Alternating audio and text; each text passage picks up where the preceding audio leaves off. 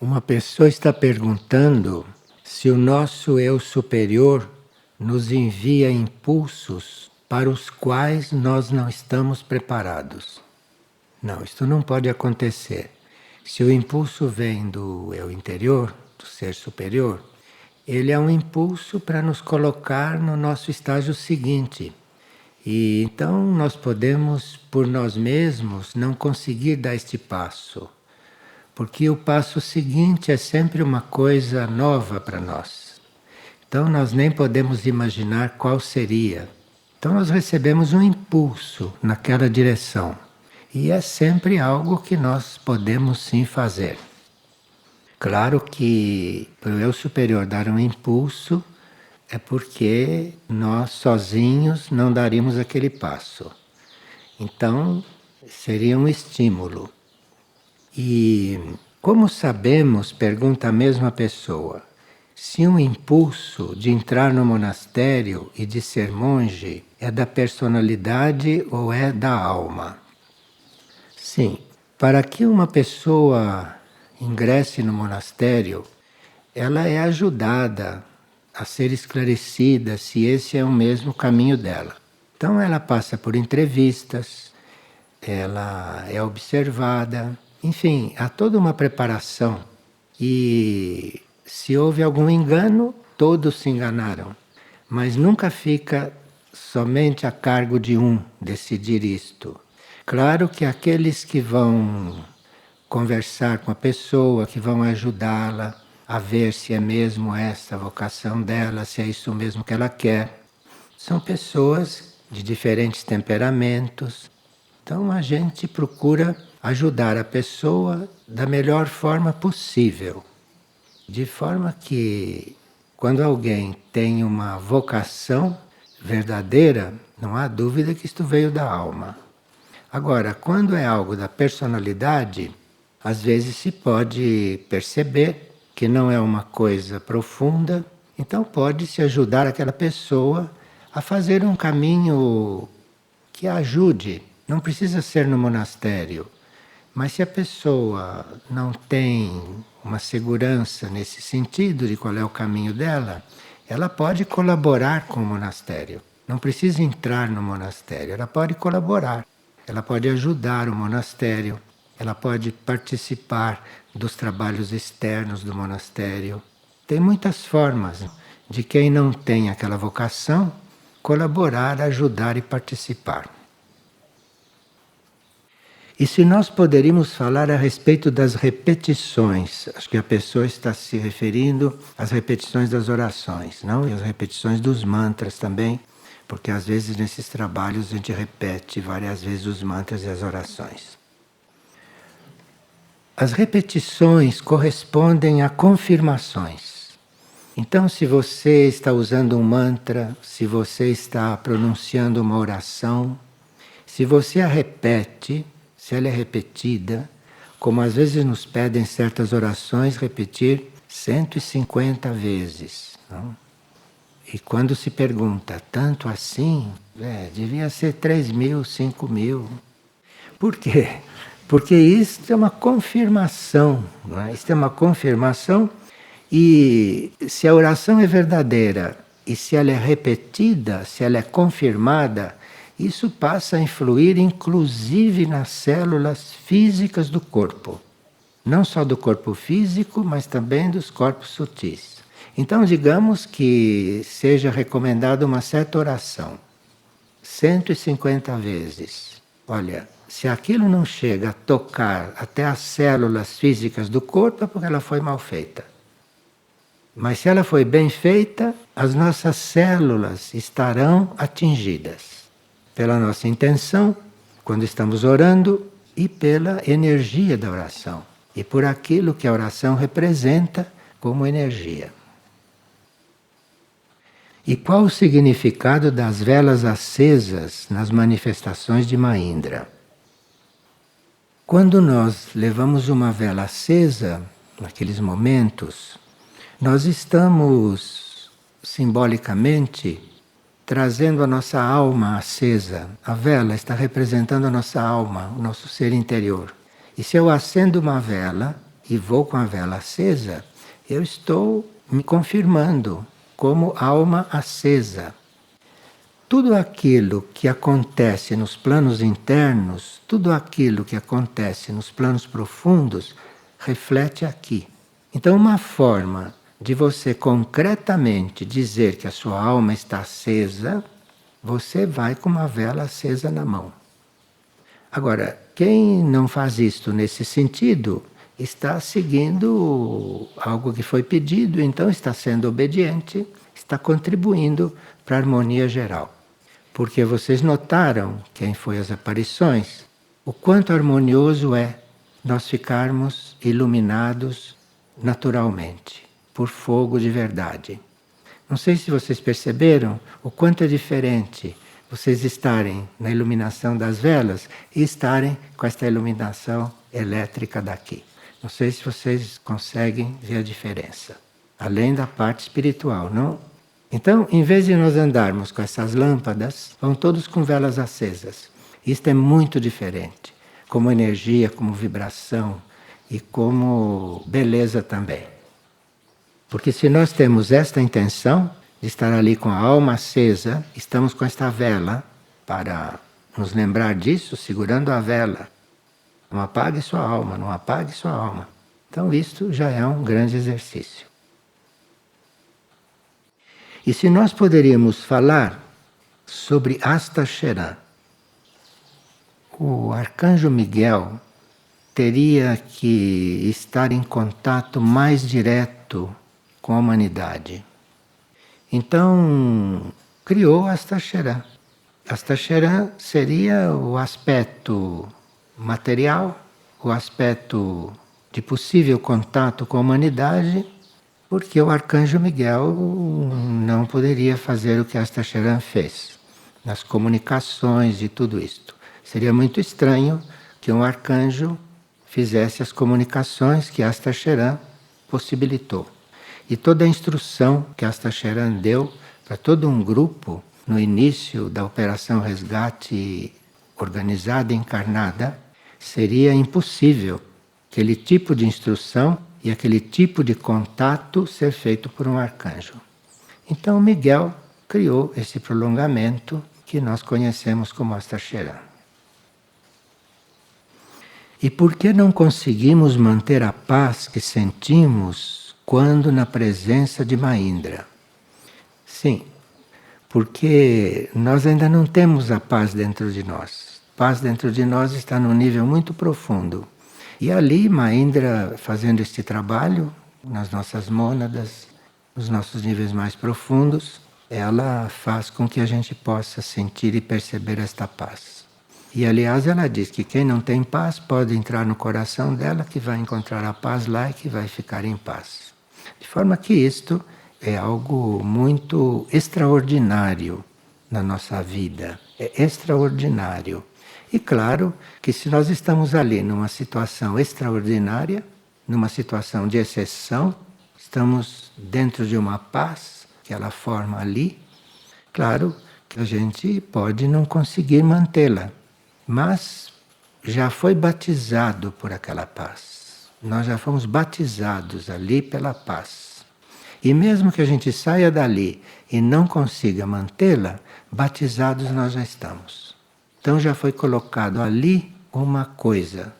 E aquilo, mais dia menos dia, vai surgir, vai emergir. E pode-se dizer que aquilo foi criado por ela. E qual é a parte que nos toca neste plano de redenção? A nós está sendo pedido orar. Orar e servir. E cada um ora e serve dentro da sua compreensão, dentro daquilo que compreende por orar e por servir. Se nós oramos e servimos, ou se nós procuramos orar, procuramos servir, estamos, neste momento, participando deste plano. Há uns que oram de verdade, outros que oram formalmente, outros que buscam orar, e tudo isso é muito válido. O importante não é que a gente tenha isso já em mente, que tenha isso já dentro de si, porque um dia tudo isto vai surgir. Porque já fomos marcados por isso. Há uns dias atrás, Taikuma é um dos aspectos de Mahindra, não sabemos. E Taikuma, para ser a governanta dos espelhos do cosmos, tem que ser uma entidade. Então é como se Mahindra tivesse esse prolongamento, que nós chamamos de Taikuma. E Taikuma estava muito coligada, como regente dos espelhos do cosmos, estava muito coligada com tudo aquilo que o núcleo Soin representa. Núcleo Soin não que é algo que existe também por causa da existência da nave alfa. Então há todo um processo aí que nós não temos muito claro, mas que está tudo coligado. E Taikuma comentou a respeito do sino que está sendo colocado no jardim interno do núcleo Soin, que estará anunciando todos os horários de liturgia. E Taikuma então referiu-se a esta história. E lá, alguém que está encarregado do núcleo Soin, num certo sentido, uma certa altura percebeu uma presença que ele identificou como Taikuma. E ele registrou algumas coisas depois desta percepção, depois desse contato. E aqui está escrito: um dos dons a ser reconquistado pelo espírito desperto é a capacidade de sentir reverência pelo mistério da criação universal. Isto ela está falando como regedora dos espelhos do cosmos, não? E o universo físico cósmico, ela diz que é esse onde nós vivemos, né? Pode ser representado como um núcleo de ressonância, organizado em distintas dimensões. Isto é muito importante para a gente saber quanta ressonância faz aquilo que dizemos, aquilo que fazemos, aquilo que somos. Falando de ressonância. Então, todo impulso ou evento acontecido em determinado nível repercute nas demais dimensões. Ela começou assim para falar do sino. Está falando de outras coisas? Sim, porque todo evento ou tudo que acontece no plano físico repercute nas demais dimensões. Assim, pode-se compreender a verdade da afirmação: uma folha que cai de uma árvore repercute em todo o universo. É inacreditável para nós, não é? Que caia uma folha de uma árvore e que isso repercuta no universo todo. Bom que ela antecipe essas coisas para nós, não? Para sabermos como as coisas são. Então, um ato nosso, uma frase nossa, algo que você diz impensadamente, isto é muito mais pesado do que uma folha que cai de uma árvore. De forma que esta repercussão, né, essa ressonância, é algo que nós temos que trabalhar, que ter muito cuidado. E ela diz: grande é o poder de criação do espírito, quando seus impulsos podem ser enviados ao ser encarnado já desperto. Então, se uma mônada começa a ter ressonância aqui embaixo, isto é uma coisa milagrosa para nós. Pode haver coisas inauditas. E ela diz: dos planos sublimes, onde se encontra a morada do ser monádico, onde nós estamos, não como mônada, estamos nos planos sublimes. O impulso desce rumo à vida material densa, atravessando todos os éteres da vida físico-cósmica. Nessa travessia interdimensional, aquilo que a mônada nos manda, o impulso espiritual faz ressoar cada dimensão por onde passa, atravessada no acorde ou na nota correspondente à natureza desse mesmo impulso. Então, se o nosso espírito, se a nossa mônada envia um impulso, aquilo vai transformando, aquilo vai criando em todas as dimensões, até chegar aonde nós estamos. Nesse fenômeno de ressonância, as dimensões atravessadas pelo impulso se reorganizam. Então, se nós recebemos um impulso do alto, esse impulso, antes de chegar em nós, ele vai atravessando todas as dimensões e vai fazendo o trabalho dele, vai organizando todas as coisas. E se reorganizam nas leis da harmonia e da vida imaterial. E dentro deste princípio, a hierarquia criadora aperfeiçoa os moldes e as formas criadas nessas dimensões, para que expressem de forma mais perfeita a beleza divina. Com o ressoar de cada dimensão pelo impulso do espírito e com o consequente aprimoramento da criação em todos aqueles planos, a consciência ali em experiência pode se expandir e reconhecer sua morada cósmica. A consciência vibra, então, na ressonância do impulso do espírito e o reconhece como um chamado de retorno à casa do Pai Eterno. Que isso tem a ver com o sino do núcleo Soin, né? Agora ela vai explicar.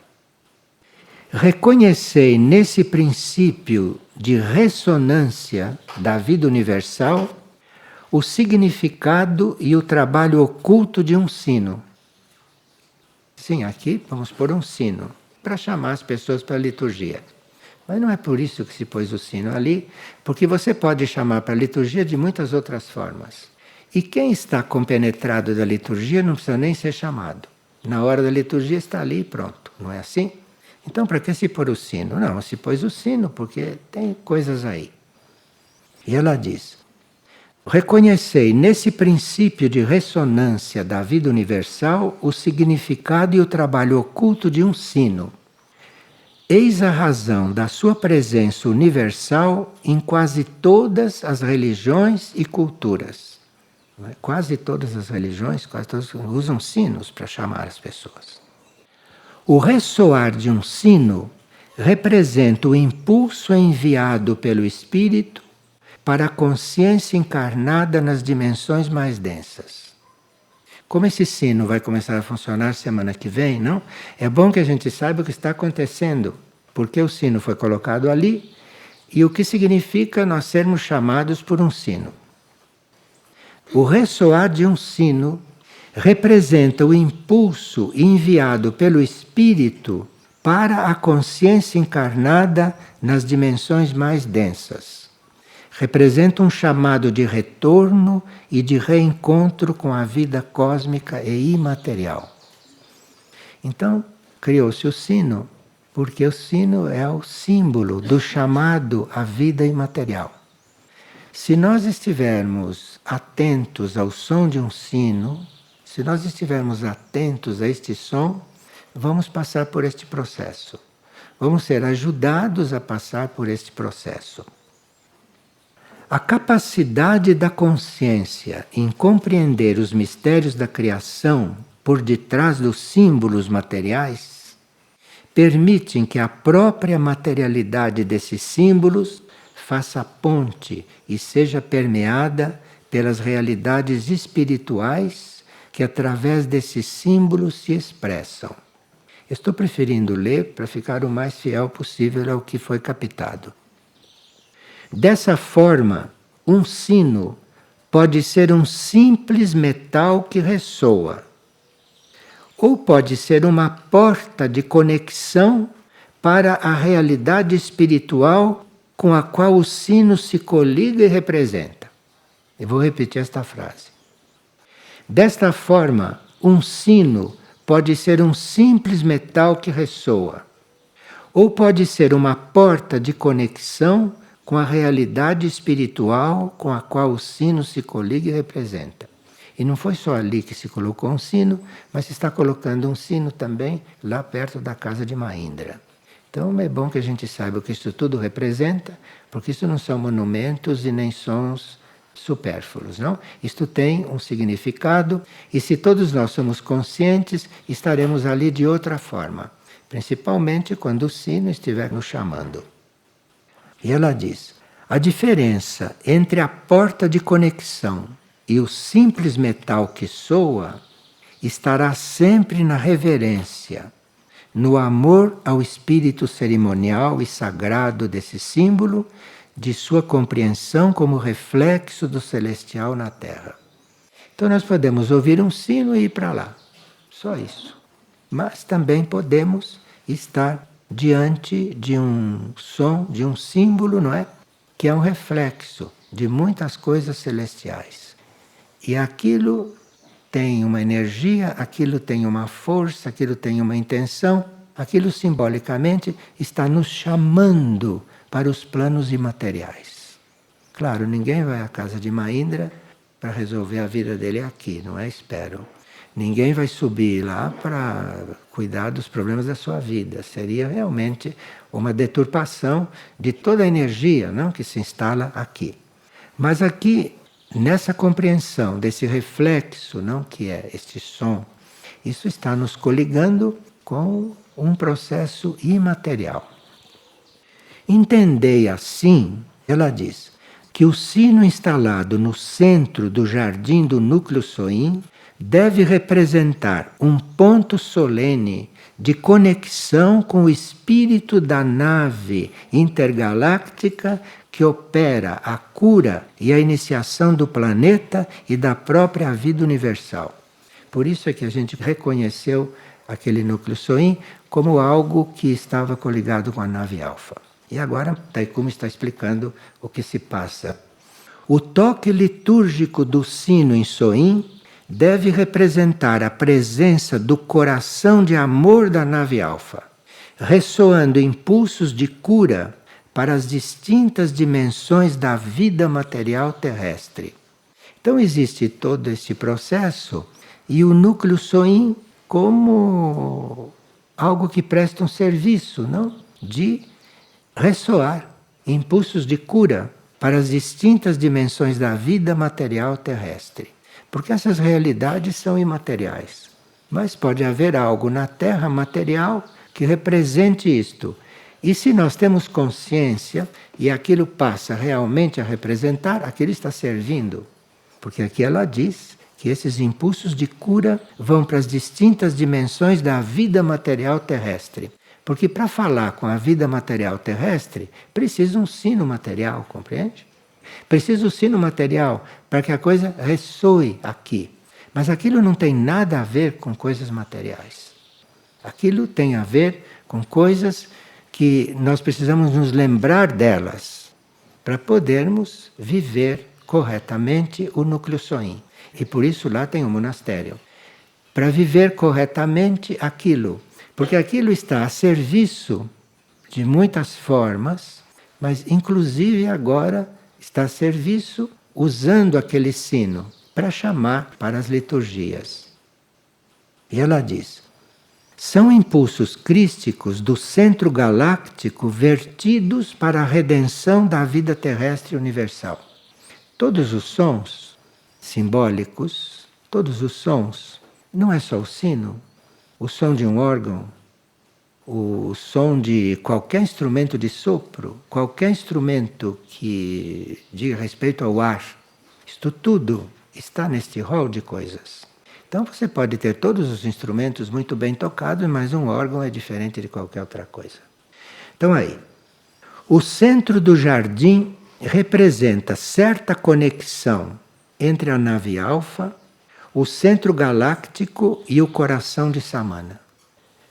O sino a ser ali instalado representa os impulsos desses núcleos sublimes para a redenção e a cura. Está lá o sino porque lá é um lugar de cura, lá é um centro de cura, cura espiritual.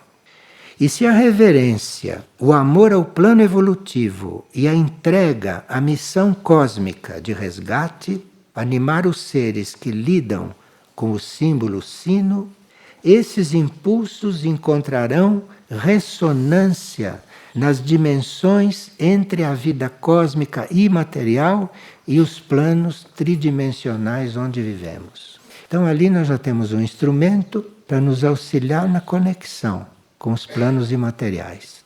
Então seria bom que quando ouvíssemos aquele sino, ou quando tocarmos aquele sino, porque também depende de como se toca, não? Quando se toca aquele sino e quando se ouve aquele sino, nós estamos como instrumentos de conexão. Se estamos coligados com aquele som, estamos irmanados com uma certa conexão. Cada toque do sino, ela diz, representará a cura para a vida manifestada em todas as dimensões. Representará um chamado de retorno à morada do Pai Eterno. Isto é, quem tem consciência de onde está, no núcleo Soin, deve estar preparando o seu caminho de retorno. Quem tem consciência onde está.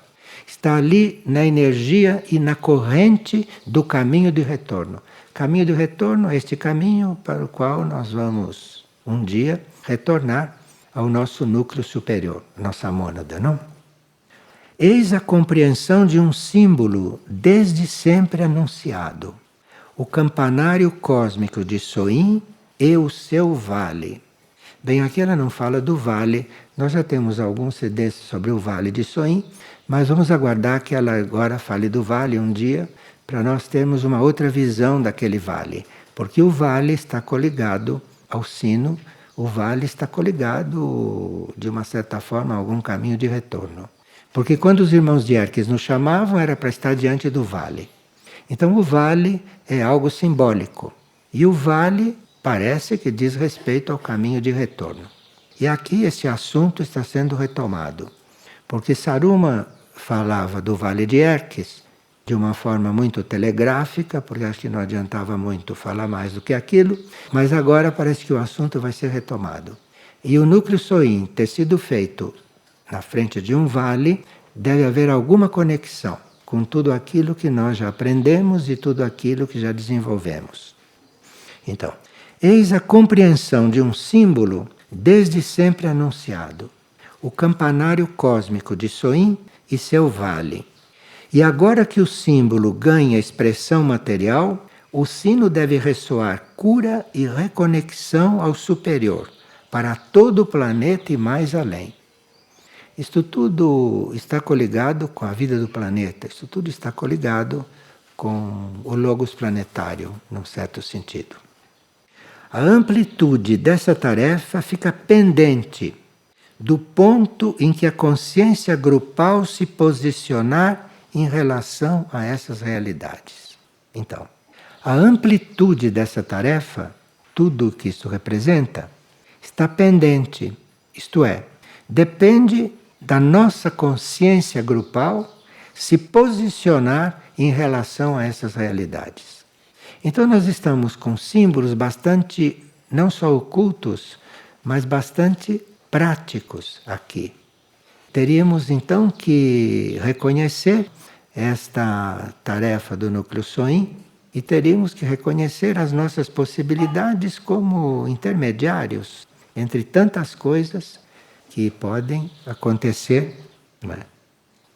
E ela diz, o que ora é anunciado vale para os campanários celestiais construídos sob a instrução da sagrada energia feminina. Porque não foi só aquele campanário, é o campanário lá da casa de Mahindra, campanário de Aurora, que foram todos inspirados, segundo Taikuma, pela sagrada energia feminina.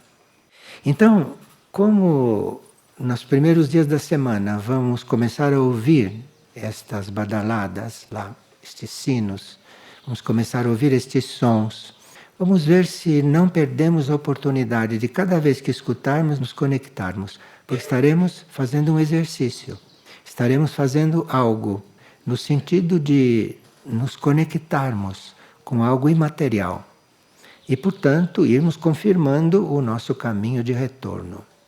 É muito importante, não, que nesses momentos de preparo para a transição da Terra, a gente se prepare para o caminho do retorno. É muito importante isto. Porque uma coisa é, durante a transição da Terra, a alma ou a mônada estarem no caminho do retorno. E outra coisa é estarem no caminho terrestre, durante aqueles momentos.